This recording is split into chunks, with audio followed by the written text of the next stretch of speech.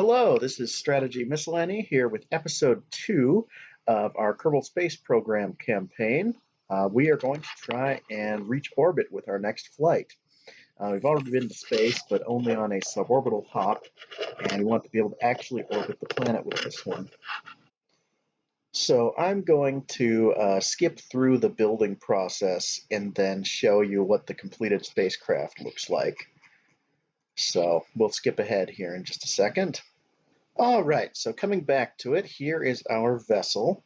It weighs 58 tons, and basically it has the top stage here with the capsule, the parachute, the heat shield, the scientific instruments. That's carried on this stack of fuel tanks and then one of the gimbaled basic rocket engines, liquid fuel. Then we have a lifting stage with three non-gimbaled engines and one gimbaled engine in the center. And then we also have the solid rocket boosters on the sides that can be detached before that. So basically what I'll do is I'll throttle these engines up to about a third probably, launch the SRBs, get up pretty high, start turning over and firing these engines at full power, switch over to this one for the insertion into orbit, and then for the deorbiting burn when it's time to land. And we should have enough delta V to accomplish all that. Our pilot is going to be Valentina Kerman, named after Valentina Tereshkova, the first woman in space. And let's go.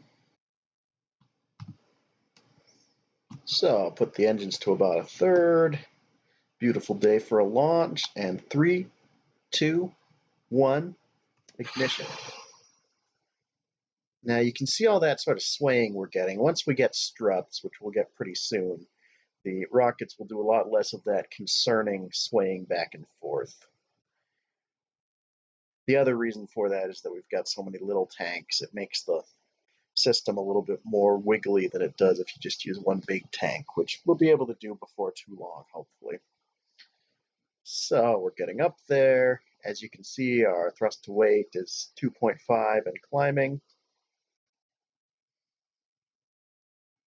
I am going to turn just slightly, very carefully, so that we don't send the fuel tanks or the boosters crashing down directly on where the launch pad is.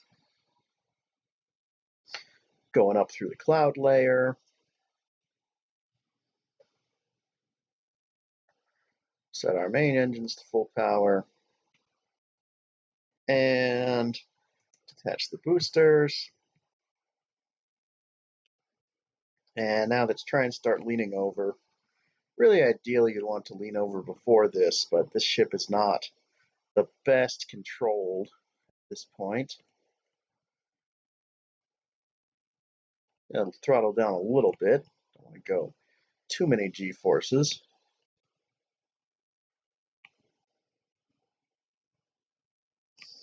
But you can see now we've basically heeled over because really the interesting thing is, especially on Earth, and even to a lesser extent on a smaller planet like Kerbal here, orbiting is not so much about going up, it's about going fast. I believe I stole that from XKCD at one point, so credit to XKCD for that one, but it's true. I mean, if you want to just get up there, it's not that difficult. You'll just fall back down, though. If you want to actually go around the planet so fast that you're not going to crash into it because you're consistently falling around the curve of the planet, that's when it gets difficult. That's when you have to go real fast. That's why, these space tourism things like Blue Origin, they're only doing suborbital hops and not a true orbit. So let me detach the next stage and get us into orbit, hopefully. We have about 2,500, well, 2,300 now, delta V left. I think that should be enough to pull it off. See what our maneuver node says about this, or maneuver mode. So you can see right now the periapsis is still deep below the surface of the Earth. We need to get that positive and up above the atmosphere, up above about 80 kilometers in this case. The real Kármán line on Earth, I believe, is 100 kilometers. That's kind of the official definition of the edge of space. The Kármán line is where if you had enough um, if you had enough speed to fly aerodynamically through the so thin air, you would actually also have enough speed to be orbiting around the planet. So it no longer makes sense to talk about flight, but only orbiting. It's going to be a close one here. Let's get closer to the apoapsis so that this is more efficient. So you can see we're coming up around, just doing an equatorial orbit in this case. And we're getting up there. We might be able to get high orbit science because I accidentally got our apoapsis up to about 400 kilometers. And I only have 514 meters per second of delta V left, and I need to save a little bit to get back down, so I don't know if we'll be able to make orbit with this one. It'll be close.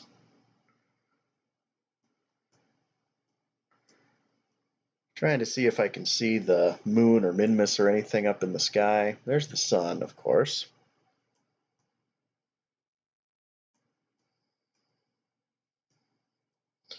There's the Milky Way, assuming Kerbal is in our galaxy.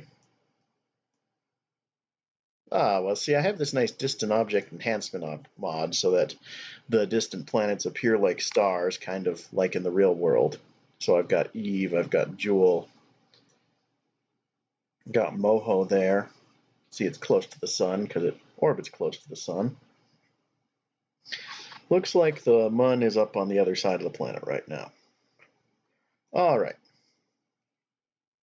So we're reaching the apoapsis point. Let's go flat here. Now, the way I'm turning the ship without using the rocket engine is called reaction wheels. Basically, these big flywheels that can be used to sort of store energy and move the ship through, I think it's like a gyroscopic precession. In real life, they're not nearly as versatile as they are in Kerbal Space Program. They're not just an infinite source based on a little bit of electricity the way they are in this. But in Kerbal Space Program, in the base game, they're pretty versatile. For larger ships, you might, or for real accurate docking maneuvers, you might want actual RCS thrusters, reaction control systems, which basically shoots out little bits of pressurized gas to turn the ship around. Okay, our periapsis is positive, and we have made orbit with 250 meters per second of delta V to spare. All right. So let's see if this counts as high orbit. It does not count as high orbit. So we have to wait until we're over an interesting biome for Valentina to get out and do a science report. We'll try here. Yeah, okay, above this sea, the Greenwich Sea. And back on the ship. Speed up time a bit while we go around the planet.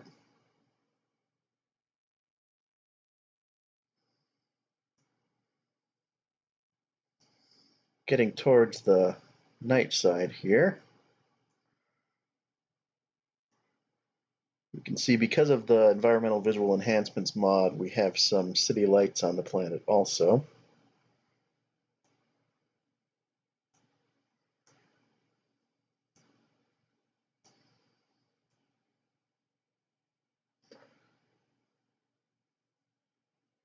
And here we start to see, I think, yeah, the light of the rising sun coming up over the planet.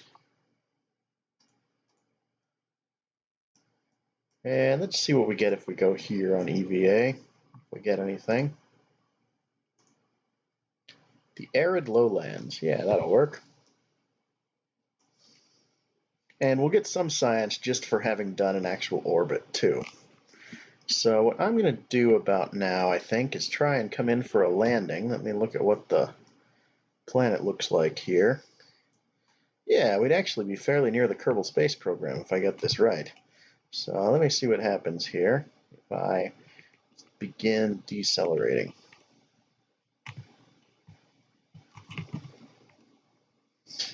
You can see the apoapsis coming down in front of us. And We might not have enough to come down over the KSC. I think we're going to end up in the ocean quite a bit past it, but we should still end up coming down on the day side, which is nice. Nice to be able to see what the heck you're doing. So let's go forward again. And let's try another observation over the surface here. The highlands, excellent, that's new. And then we'll spin up and we'll detach the rest of the rocket here. You don't really have to spin up for this. I just kind of like how it looks. Flings it off with centrifugal force.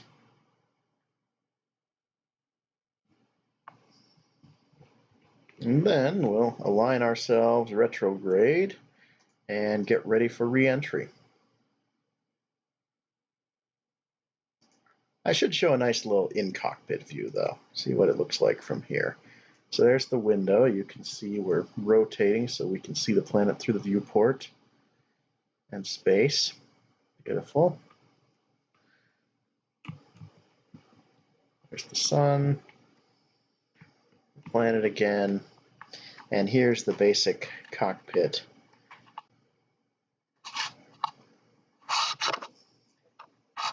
Basically from the perspective of kind of a first-person perspective of our Kerbonaut here. And just this little basic capsule. The larger capsules, they have more room to move around. But this one is sort of the very primitive model. We're looking kind of, Mercury, Vostok.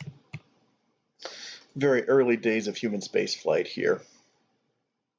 And the interesting thing with this game is you start with, crewed spaceships. You don't start with probes.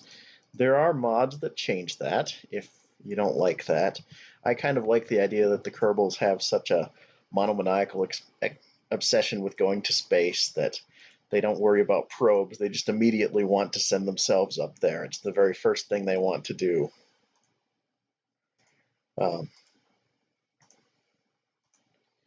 They have a completely, peaceful and pure motivation to just go up to space just because.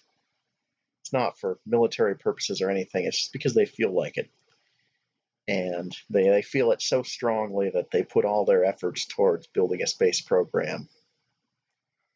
And just to go up there and see what's there. It's charming.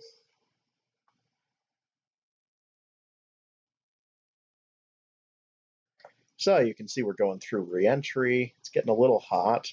The ablator is coming off. I only used 80 units of ablator this time, and it's not even going to burn through all of them, I think. We're getting slower each second, as you can see, as we come in from orbital speed. If you're coming in from interplanetary speeds, the re-entries can be even more difficult. You'll need to either be extra careful with how you re-enter or decelerate beforehand, save some extra fuel for deceleration instead of doing the whole thing through aero braking from interplanetary speeds. Right now, we haven't gone interplanetary yet, so that's all hypothetical. But in the future, I hope to send grand missions of Kerbals across the system, as well as a lot of unmanned probes. We'll send a lot of basic automated probes out there too, as time goes by. All right, we made it through the fast part of the re-entry. You can see the heat shield's been pretty scorched, but still has a little bit of a blader on it. And I'm going to go ahead and skip through this part until we get to the landing. Because that's the thing with Kerbal Space Program, is you'll see a million takeoffs and landings. All right, so here we are. I detached the heat shield. We're about to come down over the open ocean. Rescue ship should come by before too long to pick up our brave Kerbonaut. But before that, she's going to get out and get a quote-unquote surface sample of the ocean. I mean, I guess it's water from the surface, so we can call it that. And back in the ship, recover the vessel. All right. So now we have 110 science saved up. And see, we got 10 for just coming back from orbit. We got the upper atmosphere data, the space data, and the surface sample data. So let's see. Basic science is good. It'll actually have battery power. It lets us have this science module and this experiment storage module. And it lets us have an actual automated space probe, although not a very good one. It doesn't have any sort of automated controls for keeping stable. You have to do it all yourself. So let's do that. And we can buy one more of these. So this would be actually good radiators and a two-person or a two-Kerbal capsule. This is basic airplane parts if you want to fool about with airplanes, which we'll do at some point. This is a good one. This lets us have struts, which will make our ships actually stable.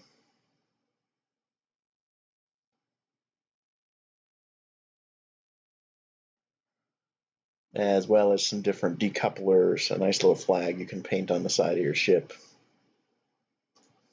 This one's good too, though. This one gives us the smaller engine that's great in space, gives us some better fuel tanks, gives us fireworks we can shoot off, and some slightly bigger fuel tanks there. So I think I'm actually going to get the advanced rocketry first. And we're going to build a ship in order to do a flyby of the moon. What makes sense possibly is to build a large subassembly, save it as a separate ship, have that be your sort of lifting unit for your ship, your booster stage, and then build different payloads to go on top of a sort of generic booster stage. That's how these things work in the real world. Personally, I kind of enjoy building, though, custom artisan-built booster stages for each separate craft. So at least for now, that's what I'll be doing. Once we get later in the game, I might develop a standard booster that can launch X number of tons to low Kerbal orbit.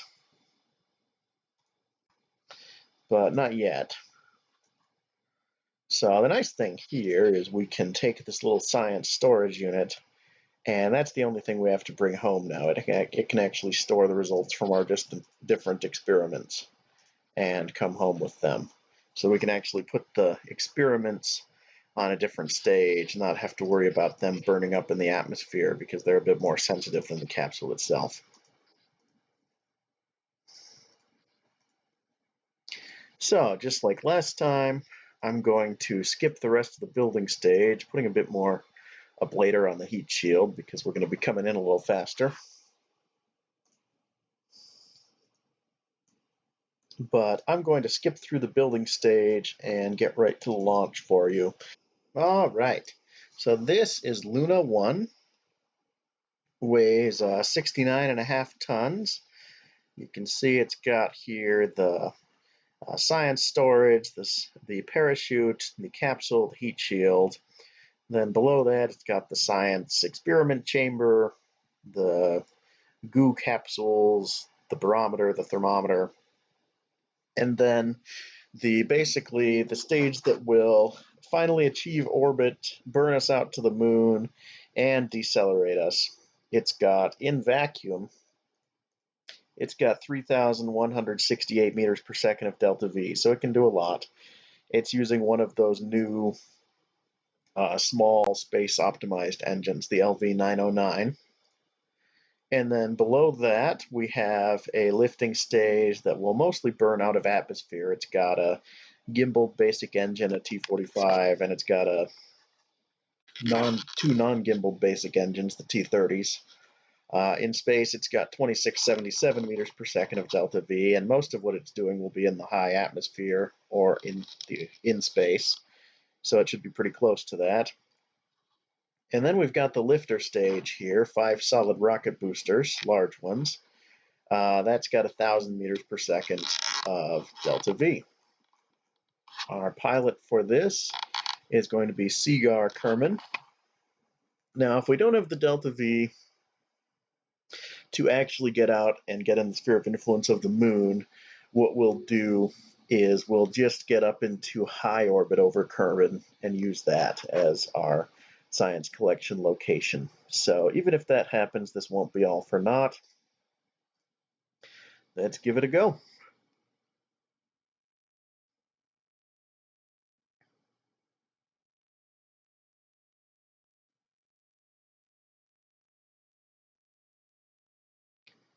All right. At some point, I'll have to do a night launch just to show what that looks like. It's a little bit hard to see what's going on sometimes, but the plumes of fire are very dramatic, so we'll have to do the occasional light launch just for the drama of it. And 3, 2, 1, ignition. All right. Roaring to the heavens on a pillar of fire.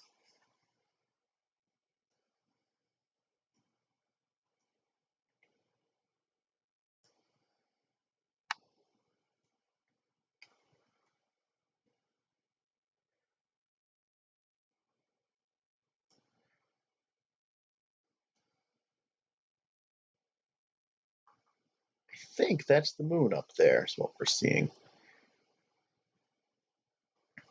Which we will have to orbit around then once, because on Kerbal it's very poetic. You can, if you want to go to the moon, you want to launch towards it at the rising of the moon. It's very dramatic, assuming you're doing from an equatorial orbit. So I'm attempting to turn the ship very slightly. It's difficult because all we have are reaction wheels.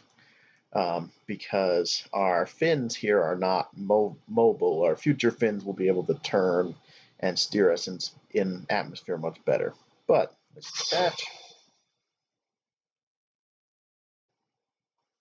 Now we've got these engines, we can start to heel over.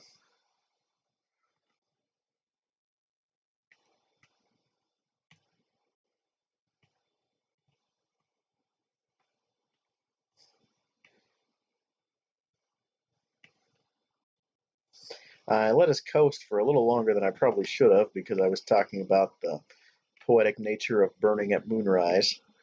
But we'll go ahead and keep it at, say, 20 degrees here so that we can get some elevation as well as some westward movement, or apologies, eastward movement. You want to burn eastward so that you're getting the full bonus of the planet's rotation, helping you go forwards into space. You can see that at the surface versus in orbit, there's about a 200 meter per second difference in speed. That's essentially the bonus that we get from launching towards the direction with the planet's rotation, basically being flung forwards by the planet's rotation. Most space programs on Earth use that. That's why most are at a pretty low latitude. The main exception is Israel's, because if they launched east, they would launch right over Jordan, Iraq, countries that aren't necessarily on the best terms with them, and honestly, you don't really want to launch over someone's country anyway. Most countries launch basically out into the ocean so that if something goes wrong with the rocket, it doesn't hit anybody. The Russians launch from Kazakhstan, so they don't quite have that advantage, but there's a lot of empty space in Kazakhstan. And they've got to deal with the Kazakhs for the space launch now. Of course, back in the day, it was all the USSR. The Chinese do launch some from, I think, somewhere up in the mountains, up in Yunnan province, I think. And so those can occasionally cause trouble when they end up crashing down in China instead of out over the ocean. So that's kind of an exception. But they do still take advantage of the rotation by launching with the rotation of the planet.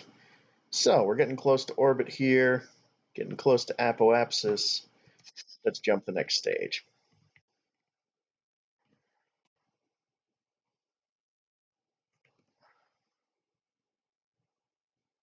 And it's interesting, the periapsis sort of rises from the planet's core, first very slowly and then eventually pretty quickly. It has to do with the geometry of the orbit, I suppose. It starts basically at 1,600 kilometers in because that's the radius of this planet. Now it's 900 kilometers in, but we're pretty close actually to getting to the right velocity here.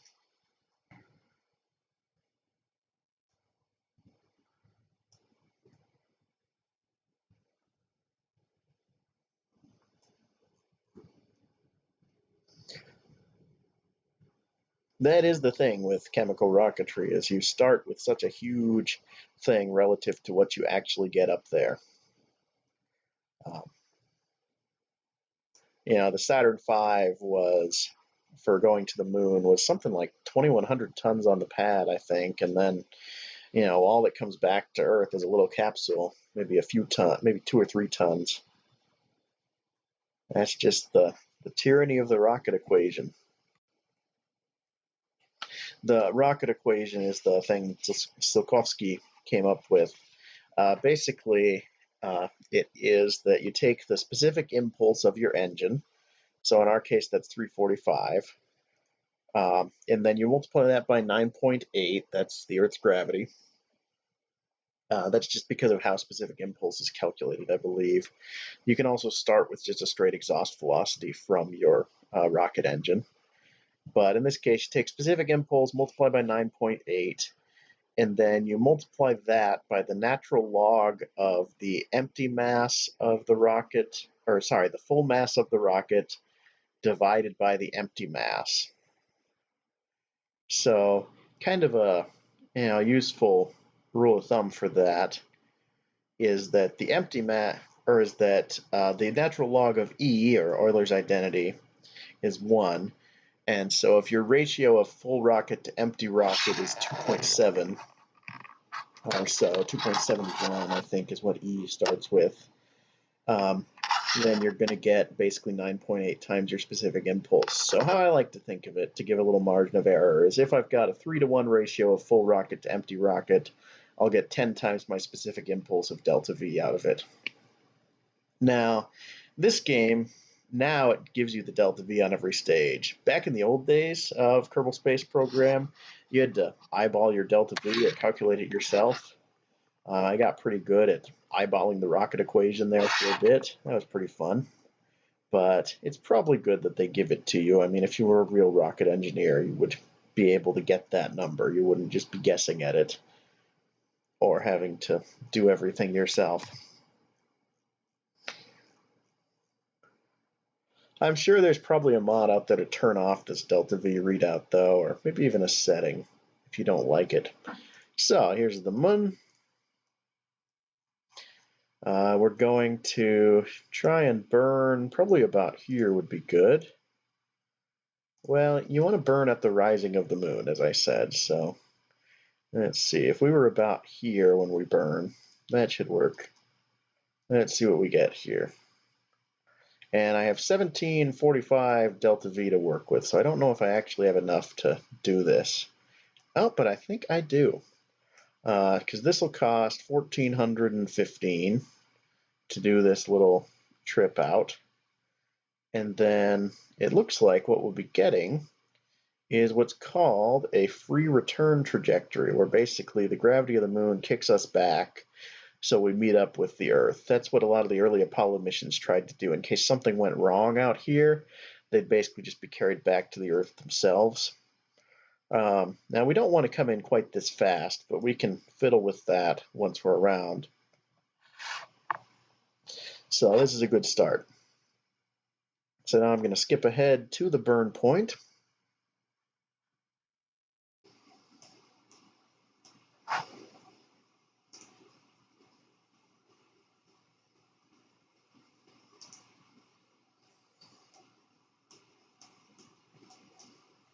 All right. Now we're going to burn.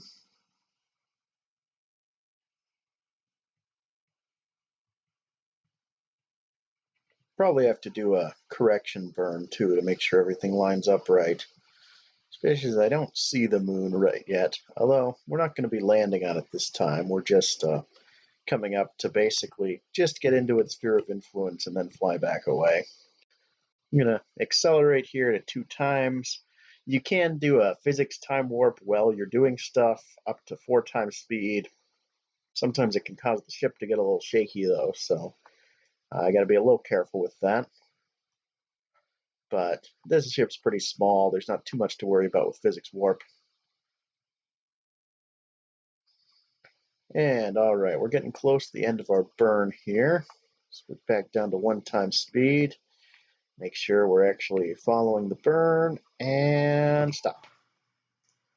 All right, let's see what our path looks like. All right, so we got a little bit off here. We're going to have to correct this. We would go extremely close to the moon and then be shot off into deep space and never seen again. As you can see, we would escape Kerbin in 16 days and end up on some sort of solar orbit. So once we get a little closer, we're going to fiddle with that. But first, let's collect the science from being in high orbit over Kerbin. You can see now, you can see all of Kerbin at once. This would be a great time to take one of those blue marble pictures and press everybody back home. We'll probably do that, in fact, though I don't have a camera module, but we can imagine that our Kerbinaut has a camera there and is taking pictures of the Earth, or Kerbin. It is indeed very round. And we'll do a little science.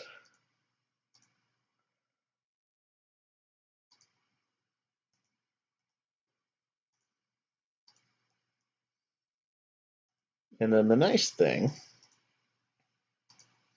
is I can take this module and I can just say collect all my experiments, and they all get collected into this module so I can take them home while detaching this part. Now let's fix our little trajectory here. What if we did this? Yeah, something, more like, well, let's say, whoa, more like, let's see how close we get to the moon with this one. It is nice to get a little closer to it, Yeah, with this one we get within 792,000 miles, meters, so 792 kilometers of it. Now this looks good. There, now we're actually coming back just over the atmosphere. We end up 2,000 kilometers away from the moon. That's okay though. And it's just a tiny little nudge of delta V. In the real world, this is something you'd use RCS for because rocket engines are not great at throttling down to really low levels. I mean, some of them are. The lunar module, I believe, in the Apollo program had a specially designed engine that could throttle down to like 10% because you need that to be able to do a good landing. But in general, they're not really made for that.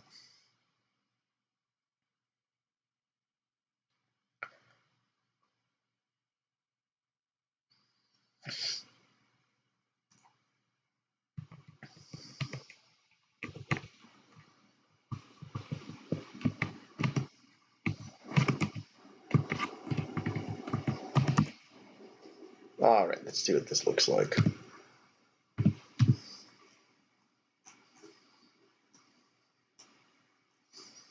Okay, yeah, that'll be great.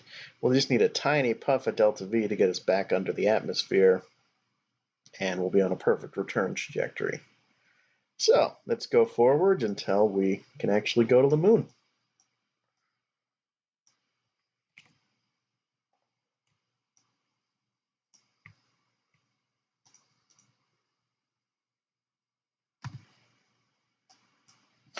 You can see us moving along our little path, the moon coming up behind us.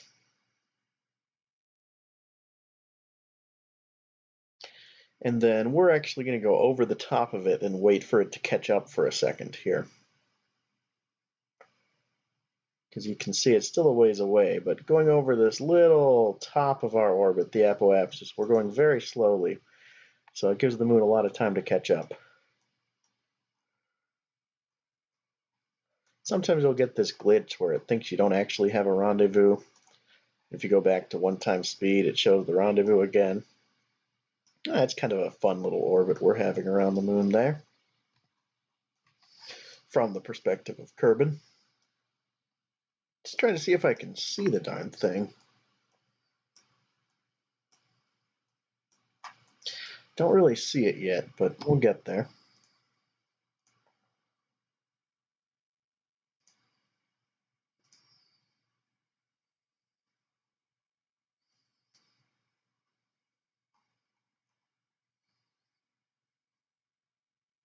And there we go. We're crossing the moon now.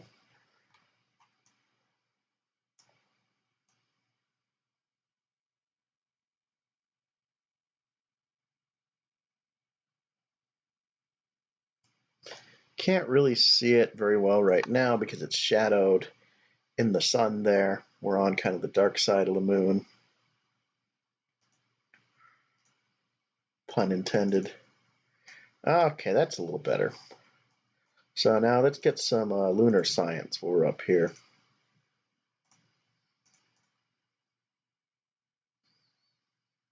Yeah, see, this will give me 50 science just by itself. Once you get out farther, you start getting better science multipliers than just around Kerbin, which is good because you've got a lot of things to spend science on. Finish out that text tree, get to the cool stuff like ion engines and radioisotope thermoelectric generators, all that sort of thing.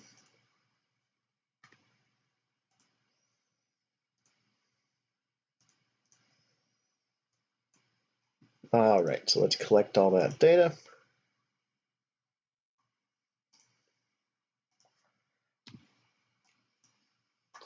And let's do our flyby and get some better views of the moon here. Whoa, whoa, whoa. Yeah, see, there we go. That's a better picture. That might be a good thumbnail for the episode. Now let's orient the spacecraft towards it more dramatically, you know, something like that.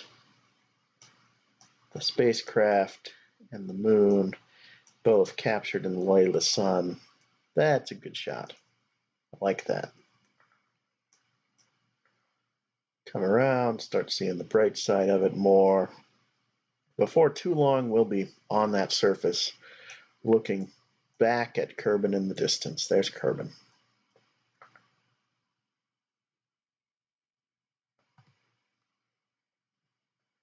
And we're about to escape the moon sphere and go back to the Kerbin sphere,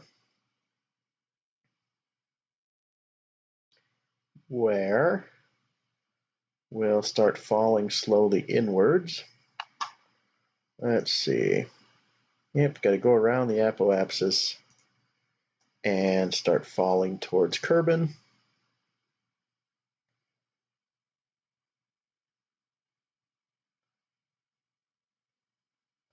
And once we get close, I'll do some maneuvers to get us actually in an atmospheric capture there. Now, if you were, a real space program, had to be smart about this, you'd be very careful about where exactly you're going to land.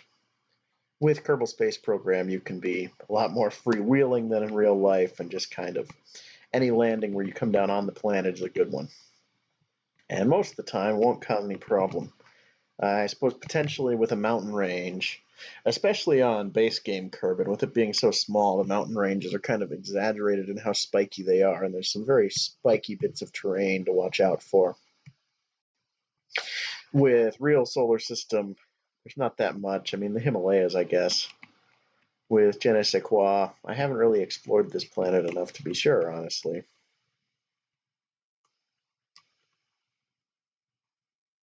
Whoa, this is the wrong direction. Let's go up this way, make our re-entry curve less steep.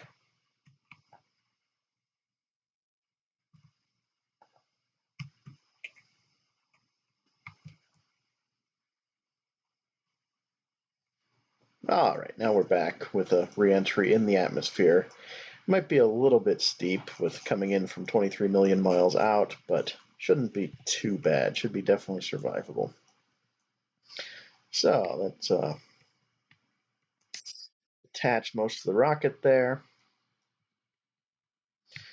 orient ourselves, retrograde, and come down towards the planet.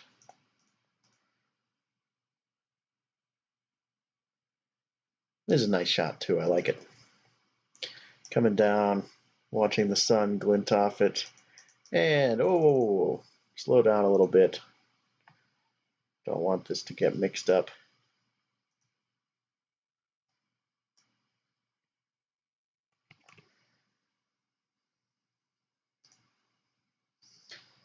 "11 days in that little capsule. It's a good thing Kerbals are resilient little creatures." Okay, as you can see, we're coming in real fast. If we didn't have this heat shield, we would be scorched to bits right now. But the heat shield is doing its job. We're decelerating up at 55,000 meters up. Seagar looks a little nervous, but I think he'll be okay.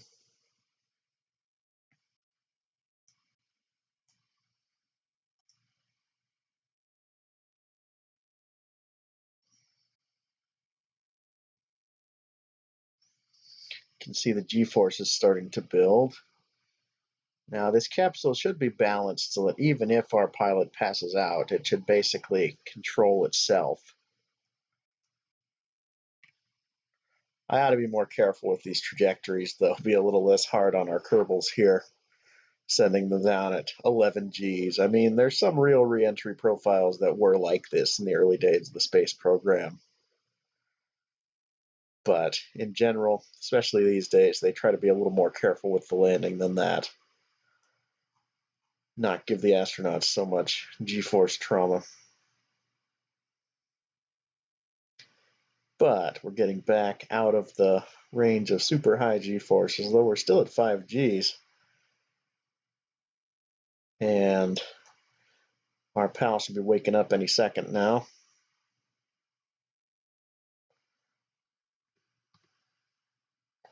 Yeah, there we go. He's awake again. Capsule should be stable by itself. I'm going to skip ahead to the landing. And all right, here we go with another splashdown in the oceans of Kerbin. Get out and see what ocean this is anyway. All right, this is the same Greenwich Sea we were in before, so can't get any extra science from that. But that's okay. We'll recover the vessel. We should have a lot of science to spend. We have 213 science. We can get the rest of this row for sure. Get some winglets that actually rotate. Nice little 2 Kerbal capsule. Basic rockets. Maybe most importantly, struts. And unfortunately, we don't have enough for anything on the next row. What we would like to get, or what I would like to get anyway, is some basic solars so that we can send probes out without having to bolt a bunch of batteries on them. So I think what we'll do next time is a flyby of Minmus, the second moon of Kerbin, and then using the information from that, we'll get enough basic science to build an actual lander to land on the surface of Minmus. We'll build a probe to land on Minmus, or the moon, and transmit information about it back to Kerbin in preparation for a crewed landing to put the first Kerbal on the surface of the moon. So, this has been episode 2. I am signing off for now, and we'll see you next time. Thank you very much for watching.